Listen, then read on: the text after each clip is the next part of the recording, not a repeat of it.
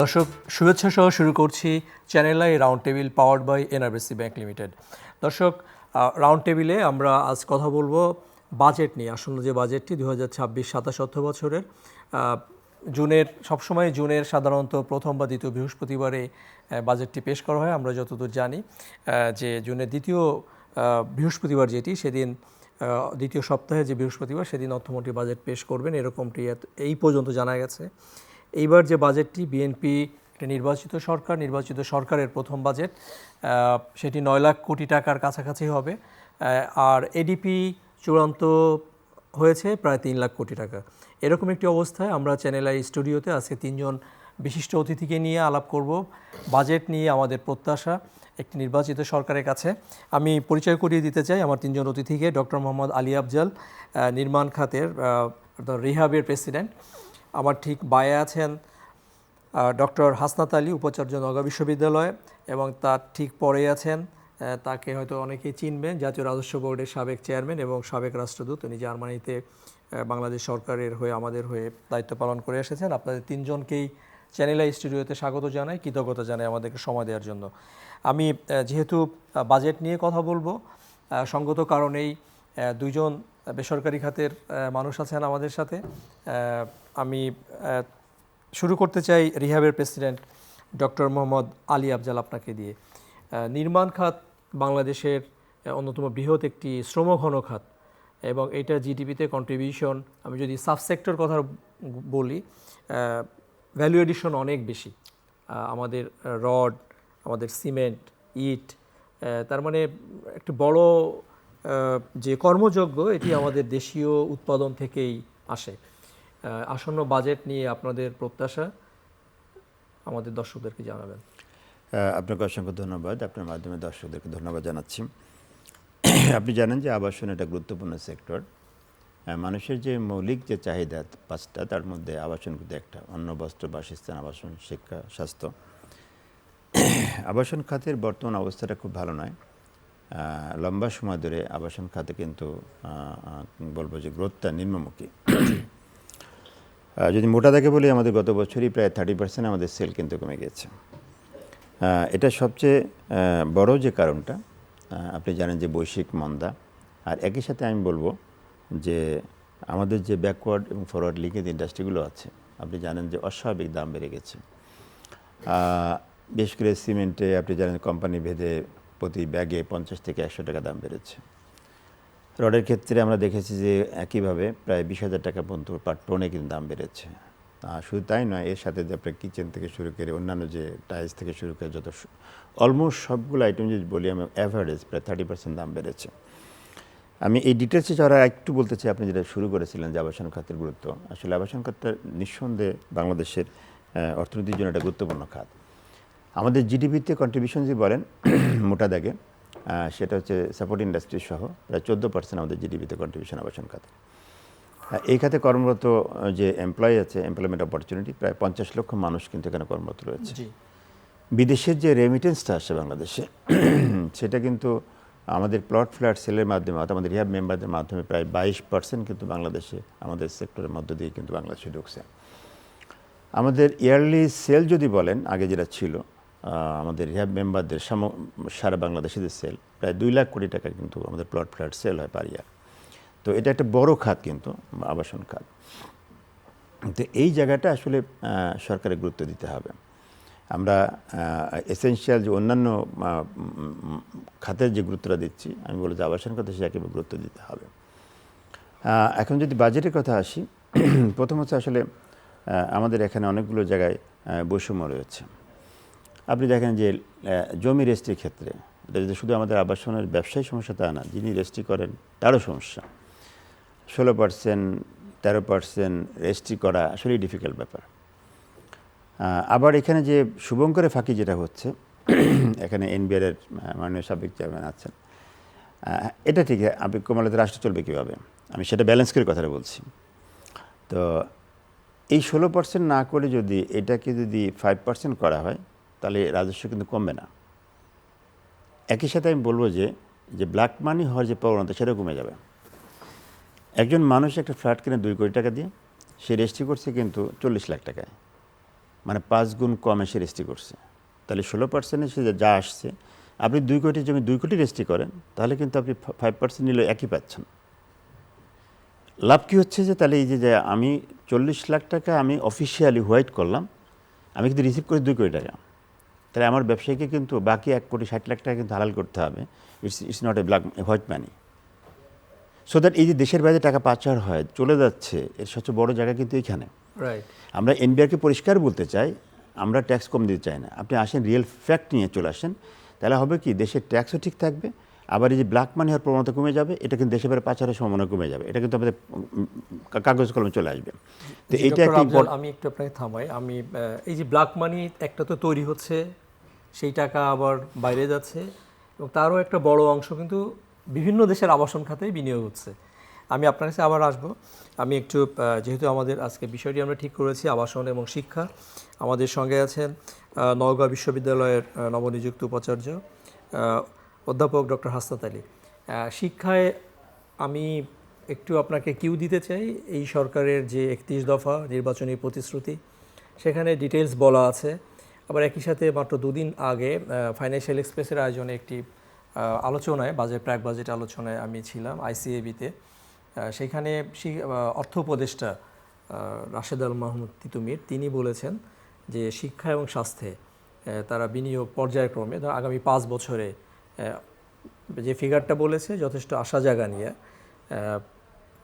তো আপনি একজন শিক্ষাবিদ, একটি বিশ্ববিদ্যালয়ে আপনি দায়িত্ব পেয়েছেন, যে আমাদের এখন যে জিডিপির অনুপাতে বিনিয়োগ আমরা যেটা করি, সেখান থেকে যদি 5 বছরে ধরেন একটু উল্লেখযোগ্য হারে বাড়াতে হয়, কোন কোন জায়গাতে নজর দিতে হবে?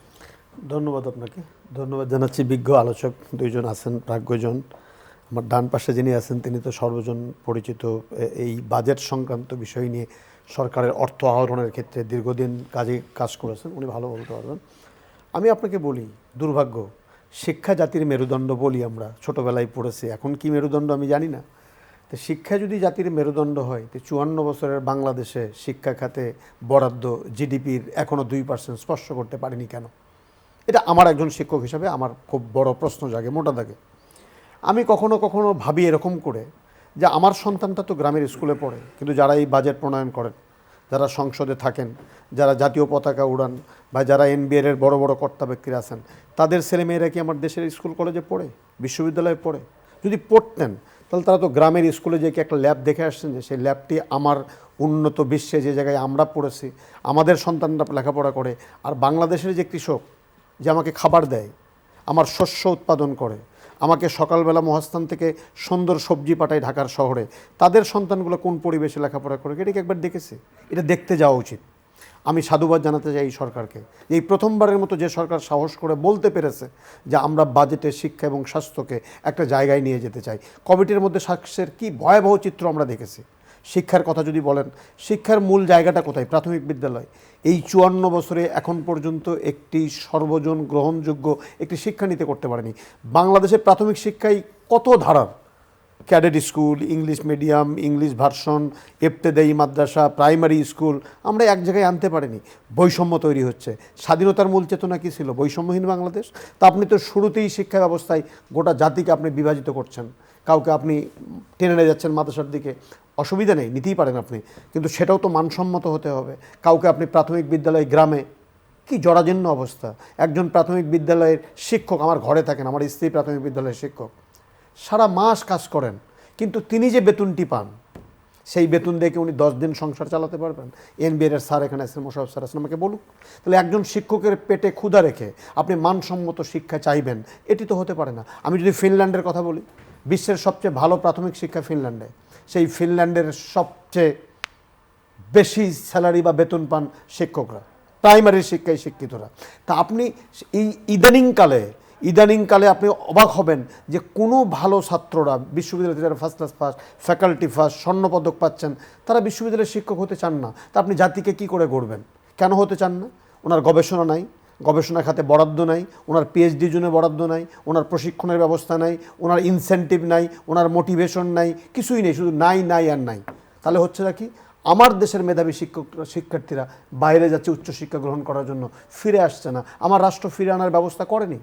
করতে পারিনি আমরা বিশ্ববিদ্যালয়ের চেয়ারে বসে আছি। আপনি যদি ঢাকা বিশ্ববিদ্যালয়ের দিকে তাকান, নওগাঁ বিশ্ববিদ্যালয়ে তাকান, আকাশ পাতাল পার্থক্য, খুব স্বাভাবিক, খুবই স্বাভাবিক। কারণ 2023-এর বিশ্ববিদ্যালয় আর কত আগের বিশ্ববিদ্যালয়, কিন্তু যখন আপনি বাজেট বরাদ্দের যখন যাবেন, আপনি তো সম বরাদ্দের জায়গাটুকু অনেকাংশে উপেক্ষিত হচ্ছে। আমি শুধু এতটুকু সরকারকে বলতে চাই যে ইউনিসেফ একটা কথা বলে যে যদি একটি দেশের শিক্ষা যদি মানসম্মত করতে চান, তো জিডিপির অন্তত 6% আপনি বরাদ্দ করেন। আমার 6% দরকার নেই, আপনি অন্তত 3% করেন, করে এই গ্রাম অঞ্চলে সরকারের যে উদ্যোগগুলো, school feeding, one teacher one tab, তারপরে আপনি পোশাক পরিচ্ছদ, এর পাশাপাশি মেধাবী এবং যোগ্য শিক্ষক যেন নিয়োগ হতে পারে সেটা নিশ্চিত করতে হবে। আপনি একটু 31 সেকেন্ড, আপনি শিক্ষক নিয়োগের বিজ্ঞপ্তি দিলে রাজনৈতিক বিবেচনায় তদবির, আপনি শিক্ষক নিয়োগ করবেন তদবিরে, আপনি শিক্ষক নিয়োগ করবেন রাজনৈতিক বিবেচনায়, পড়াবে কে? গোটা জাতি ধ্বংস হয়ে যাবে। আরেকটি কথা বলতে হবে যে আপনি শিক্ষাক্ষেত্রে যদি সত্যি উন্নতি করতে চান, তাহলে আপনাকে বাজার ব্যবস্থাপনার সাথে সঙ্গতি রাখতে হবে। আমার দেশে অ্যাকাউন্টেন্ট এই বছরে 500 দরকার। মানে এটা কে বলবে? এই চাহিদার সাথে সমন্বয় করে অ্যালাইন করে যদি আপনি ছাত্র তৈরি না করেন, তাহলে শিক্ষিত বেকার তৈরি হবে। সে জায়গায় তো আমাদের কাজ করা জি, দরকার। ডক্টর হাসনাত আলী, আবার আপনার কাছে আসছি। আমি একটু শুনে আসতে চাই, সাবেক চেয়ারম্যান জাতীয় রাজস্ব বোর্ড, বাজেটের কাজ তো শেষ করে এনেছে এনবিআর। 11ই জুন সব কিছু ঠিকঠাক থাকলে জাতীয় সংসদে বাজেট উত্থাপিত হবে, এবং অর্থমন্ত্রী হিসেবে আমির খসরু মাহমুদ চৌধুরী, তার এটি প্রথম বাজেট হবে। আপনার কাছে জানতে চাইছি যে আবাসন খাতের নেতা আছেন এখানে নির্বাচিত রিহাবের, এবং একটি বিশ্ববিদ্যালয়ের, পাবলিক বিশ্ববিদ্যালয়ের উপাচার্য, তাদের কথা আপনি শুনলেন। আপনার প্রত্যাশা বা আপনার পরামর্শ জানতে চাই। প্রথমেই আমি বলতে চাই যে এবারের বাজেট নতুন সরকারের প্রথম বাজেট, এবং বর্তমান সরকার মাত্র 2.5 মাস আগে ক্ষমতা গ্রহণ করেছে। সেই হিসাবে বাজেট প্রণয়নের জন্য তাদের হাতে সময় খুব কম। তবে অর্থ বিভাগ এবং জাতীয় রাজস্ব বোর্ডে প্রশিক্ষিত জনবল আছে যারা নিয়মিত বাজেট তৈরি করে থাকে। বাজেট প্রণয়ন সরকারের একটা সাংবিধানিক বাধ্যবাধকতা, এবং এর মাধ্যমে সরকারের প্রায়োরিটি, পলিসি কিংবা লক্ষ্য নির্ধারণ করে থাকে। আমরা বাজেটের যে কিছু আভাস পাচ্ছি, আপনি বলেছেন যে এটা 9 লাখ কোটি টাকার মতো হবে, এবং রেভিনিউ কালেকশনও টার্গেট করা হচ্ছে প্রায় 7 লক্ষ কোটি টাকা। তো এই পর্যায়ে আবার সরকারের বিভিন্ন কর্তা ব্যক্তিদের মুখ থেকে যা শুনতে পাচ্ছি যে শিক্ষা এবং স্বাস্থ্য খাতে বেশি বরাদ্দ রাখা হবে। অন্যান্য বছরও কিন্তু প্রথাগতভাবে কিংবা প্রায়োরিটির দিক দিয়া শিক্ষা, স্বাস্থ্য এগুলি বরাদ্দ বেশিই পায়। তবে কখনো কখনো আবার জ্বালানি কিংবা রোড সেক্টর পরিবহন পেয়ে থাকে। জি জি জি তো এইসব বিবেচনায় এইবার যদি শিক্ষা স্বাস্থ্যের দিকে নজর বেশি দেওয়া হয়, তাহলে সেটাই হবে উত্তম। কারণ আমরা দেখছি যে স্বাস্থ্যের কী অবস্থা, বিশেষ করে এই যে প্রতিদিন শিশু মারা যাচ্ছে, হাম, এবং এছাড়াও স্বাস্থ্য খাতে আরও অনেক সমস্যা রয়েছে যেগুলিতে অনেক টাকার প্রয়োজন।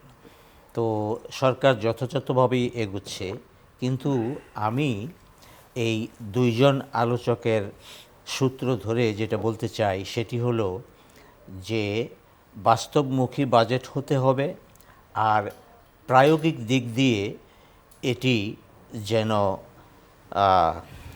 যথাযথ হয়। ইমপ্লিমেন্টেশন যদি সঠিক না হয় তাহলে কিন্তু বাজেটের লাভ হয় না। যেমন আমাদের দেশে এর আগে শিক্ষা খাতে বরাদ্দ অনেক বেশি ছিল বিভিন্ন সময়ে, এবং সেই বরাদ্দটা ইনফ্রাস্ট্রাকচার নির্মাণের দিকেই বেশি গিয়েছে।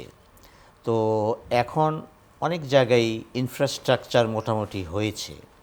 এখন যেটির প্রয়োজন সেটি হলো কোয়ালিটি এডুকেশনের জন্য ব্যয় করা, এবং কোয়ালিটি এডুকেশনের কথা বলতে গেলে যেটি আসে সেটি হলো যে একাডেমিক লাইনে যারা পড়াশোনা করায় তাদের যথাযথ বেতন প্রদান, ছাত্ররা যাতে স্কুলে আসে সেই রকম একটা পরিবেশ সৃষ্টি করা, এবং আরেক দিক দিয়ে হলো কোয়ালিটি টিচার্স নিয়োগ করা।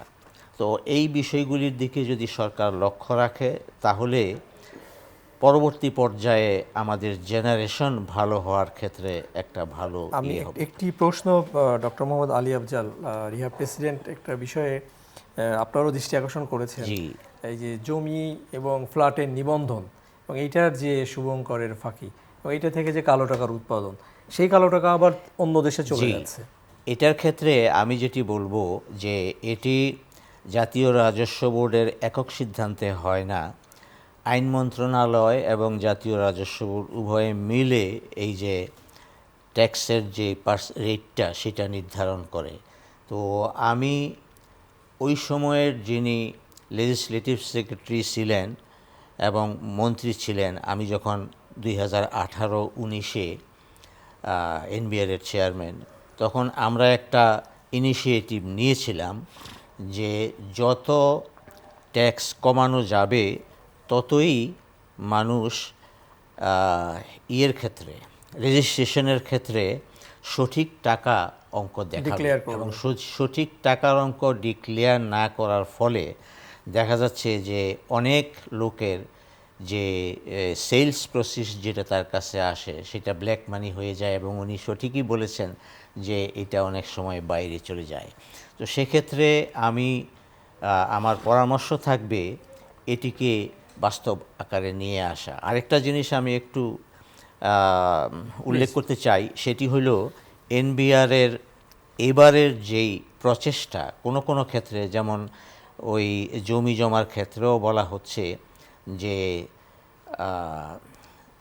যেই জমির যেই মৌজা রেট আছে সেইটার উপরে বেসিস করে তারা ট্যাক্স নিবে, সেটিও কিন্তু আপনার ঠিক হবে না। কারণ হলো যে যদি সেক্ষেত্রে ওই যে ট্যাক্সের কথাটা আমি শুনেছি আর কি একজনের কাছে, আমি সরাসরি এখনও জানি না, হ্যাঁ উত্তরাধিকার তো সেটা চাপ অহেতুক প্রদান করা হলে মানুষের উপর সেটা একটা বার্ডেন হয়।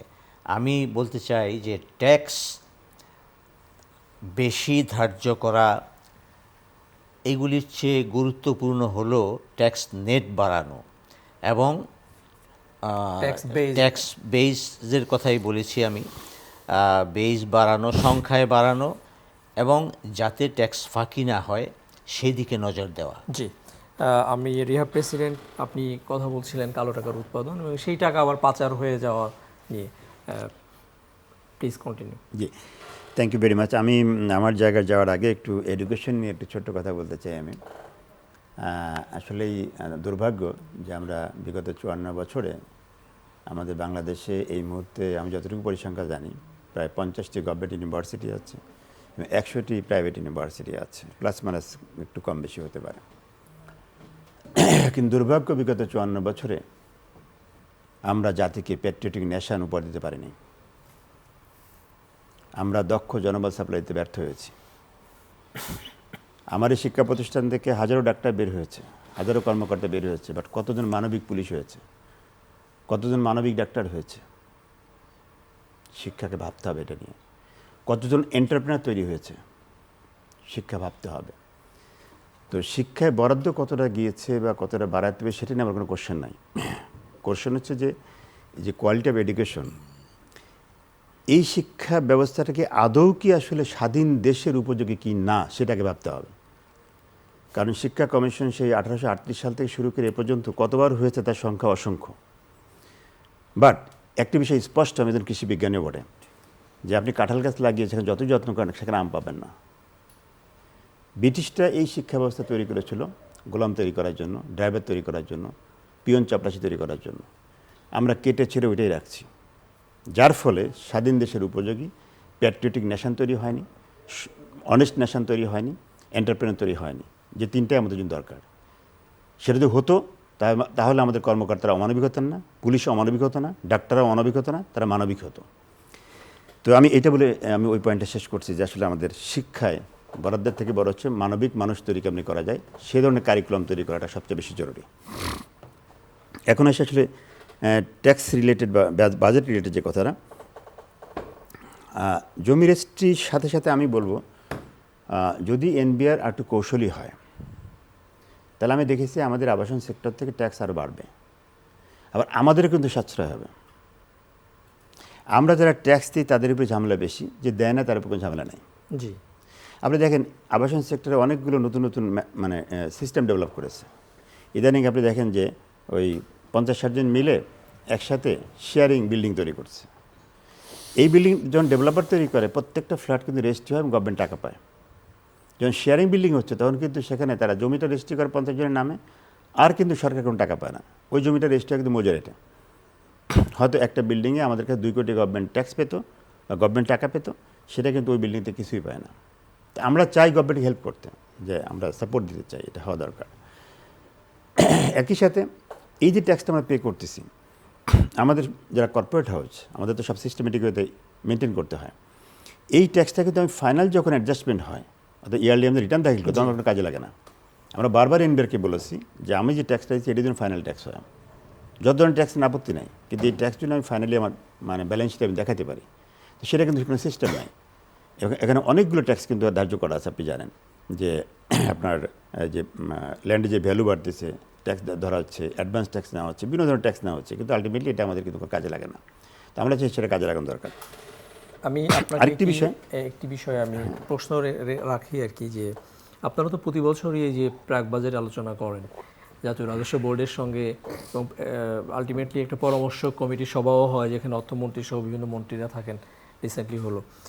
এই সব মিটিংয়ের থেকে আপনাদের আসলে আলটিমেটলি বাজেটের রিফ্লেকশন কী হয়, এটা আপনার কাছে একটু প্রশ্ন থাকলো, আপনি একটু উত্তরটা রেডি করেন।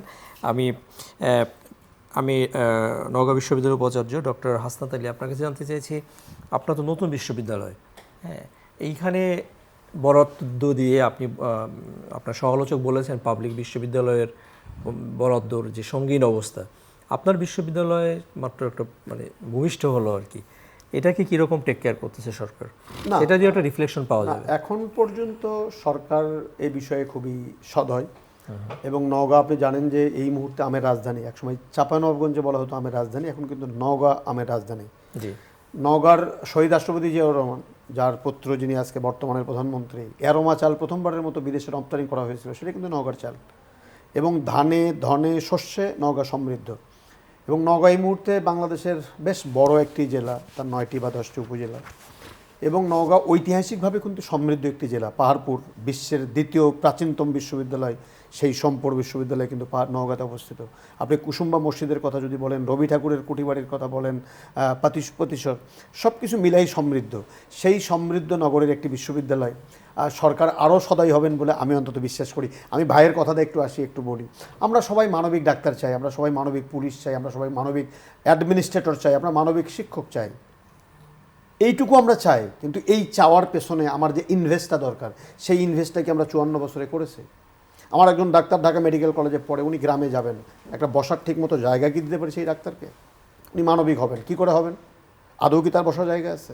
সেখানে মানসম্মত শিক্ষা প্রোভাইড করার জন্য যে ফ্যাসিলিটিসগুলো একটা ডাক্তারের থাকার দরকার, সেটা কি আমার আছে? এই যে বিষয়গুলো আমরা চাই, কোনো অসুবিধা নেই। আমরা মানবিক শিক্ষক চাই, ভালো কথা, মানবিক শিক্ষক চাই, পেটে তো ভাত নেই, বাজেট তো দেন না, আপনি মানবিক শিক্ষা আমরা চাই। ভাইয়ের চাওয়ার সাথে আমি সম্পূর্ণ একমত, আমি একজন শিক্ষক চাই। কিন্তু এই যে 54 বছরে যে শিক্ষা কমিশনগুলো গঠন হলো, কয়জন, একটু শেষ করি, কয়জন শিক্ষককে সেখানে এটা আইডিয়াল একটা অবস্থার কথা আপনি বলতেছেন। আমি আপনার বিশ্ববিদ্যালয় দিয়ে একটু রিফ্লেকশনটা টের পেতে চাই। না, রিফ্লেকশনটা হলো, আমার তো 2023 এটা প্রতিষ্ঠিত হয়েছে। আমি এই 1.5 বছরে বা 1 বছর অন্তর্বর্তীকালীন সরকারের সময় রাজশাহী বিশ্ববিদ্যালয়ে আমি চাকরি করতাম, এখানে এসেছি। আমি একটা কাগজের বিশ্ববিদ্যালয় পেয়েছিলাম।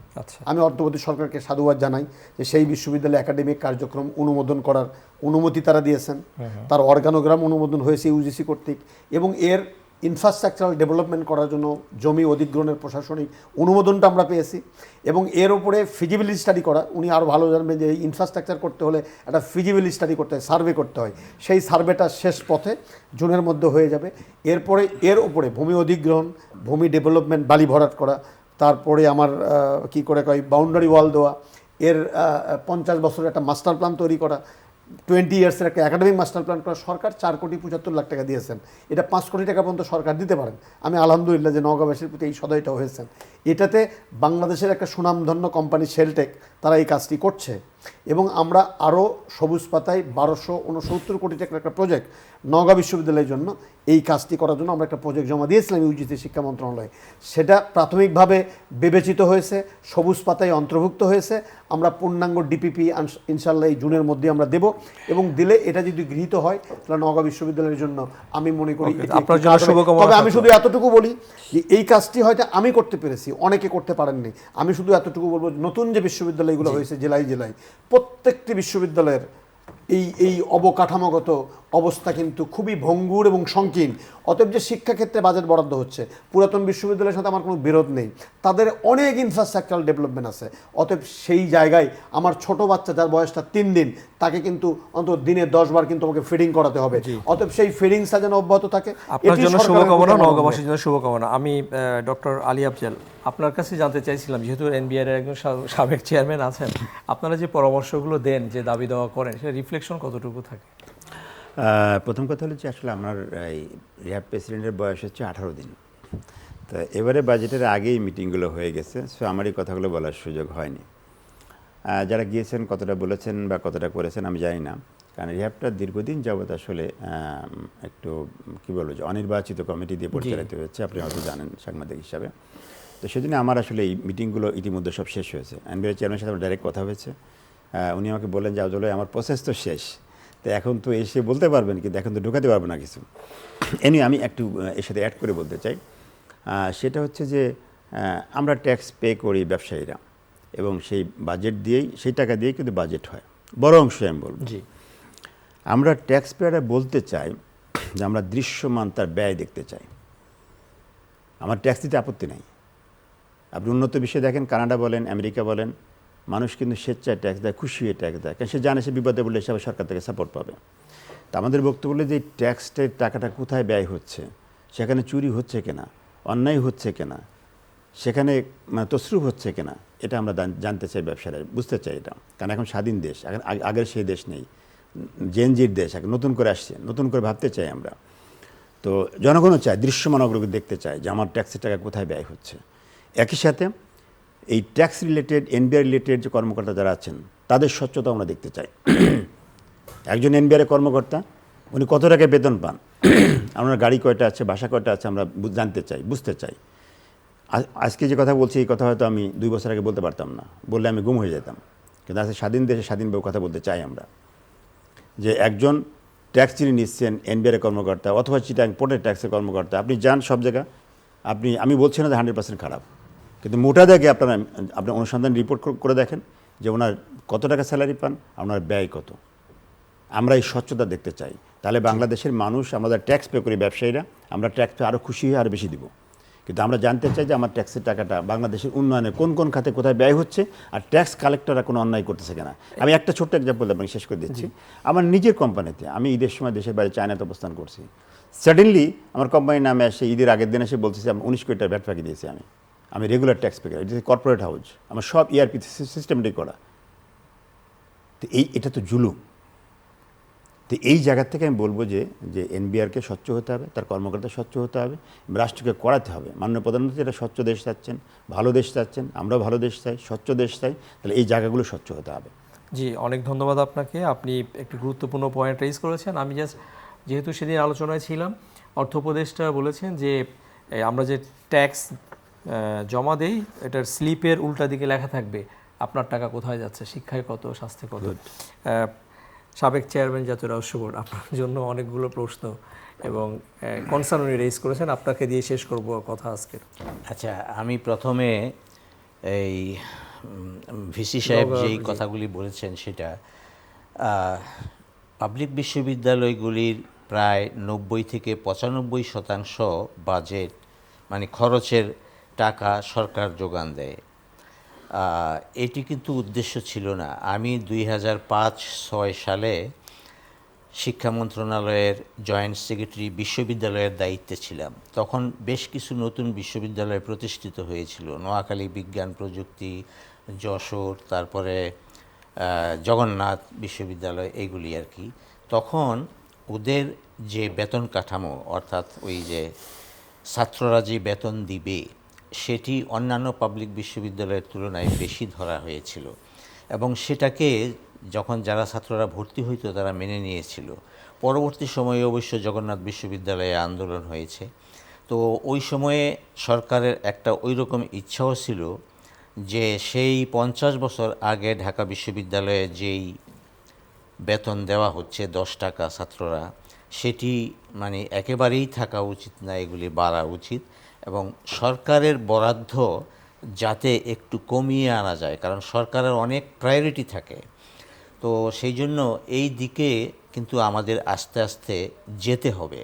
সরকার সবাইকে লালন পালন করবে সেই বিষয়টা, এমনকি এই এখনকার যে মাধ্যমিক স্কুলগুলি আছে সেগুলির 100% বেতন সরকার দিচ্ছে, সেইগুলিতেও যাতে করে সরকারের উপর চাপ কমানো যায় সেটার দিকে স্কুলগুলির খেয়াল রাখতে হবে। এটি হলো একটি। আরেকটি হলো যে সরকার যত চায় মানুষ তত বরাদ্দ দিতে পারবে না, কারণ এই যদি রেভিনিউ কালেকশন যথাযথ না হয়, এবং আপনি দেখতেই পাচ্ছেন এবারও 1 লক্ষ কোটি টাকার Already ঘাটতি। রেভিনিউ শর্টফল আছে, এর আগেও ছিল, আবার এইবার যে 7 লাখ কোটি টাকার বেশি ধরা হচ্ছে এটিও ভবিষ্যতে আদায় করা যাবে কিনা এটার একটা চ্যালেঞ্জ রয়েছে। এবং সেই জন্য বাজেট ডেফিসিট কিন্তু আবার 4% বা 5%-এর বেশি উঠানো ঠিক না, যেটি এইবার হয়তো 5%-এর বেশি যাবে বলে আমাদের ধারণা। এবং সরকারের ঋণ বেড়ে যাবে, এই অভ্যন্তরীণ উৎস থেকে ঋণ এবং বাইরের ঋণ এগুলি বেড়ে যাবে এবং সেই ঋণ পরিশোধের ক্ষেত্রে সরকারের যে সামর্থ্য সেটির উপরও চাপ পড়বে। সেই জন্য আমাদের নিজস্ব উৎস বাড়াতে হবে। এবং আমি যেটি বলবো এই দুইটি খাত, এই দুইটি খাত, শিক্ষা খাত এবং আবাসন খাত, এই দুইটি খাতের উপর গুরুত্ব যথেষ্ট থাকা উচিত। যেমন আবাসন খাত কিন্তু নিজে থেকেই ভ্যালু প্রডিউস করতে পারে। তাদের যদি ওই যে ভ্যাট, আমি যেটা করেছিলাম আর কি, ভ্যাট রেট কিছু কমিয়ে দিয়েছিলাম, তো সেটা থেকে তারা ইয়ে করতে পারে। আর শিক্ষার ক্ষেত্রেও সেরকমই ভ্যালু প্রডিউস করতে হবে, যার ফলে এটার একটা কমে আসবে। আরেকটা হলো যে বরাদ্দ দিলেই হবে না, বরাদ্দটাকে সঠিক উপায়ে খরচ করা, যাতে অপচয় না হয়। অপচয় কিন্তু আমাদের দেশে যথেষ্ট। জি, অনেক ধন্যবাদ জনাব মোশাররফ হোসেন ভূঁইয়া। আমি শুধু একটা লাইনে বলতে, ঢাকা শহরে যদি আমরা ঘুরি আর ঢাকা শহরের গাড়ির যদি ব্র্যান্ডগুলো দেখি, তাহলে কি মনে হয় যে যতজন দেশের টিনধারী সংখ্যা আছে, আমরা যারা টিন জমা দিই, ট্যাক্স আইডেন্টিফিকেশন নাম্বার, এটা কি সত্য চিত্র? না, এটা কি সঠিক চিত্র? একদমই না। তাহলে এই যে এটা শুধু ঢাকা না, এখন আপনার নওগাঁতেও একই চিত্র আছে সারা বাংলাদেশে।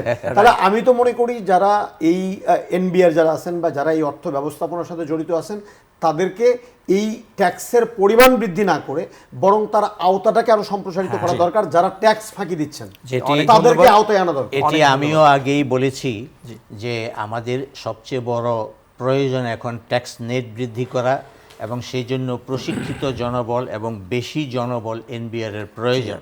অনেক ধন্যবাদ আপনাদের তিনজনকে, কৃতজ্ঞতা জানাই।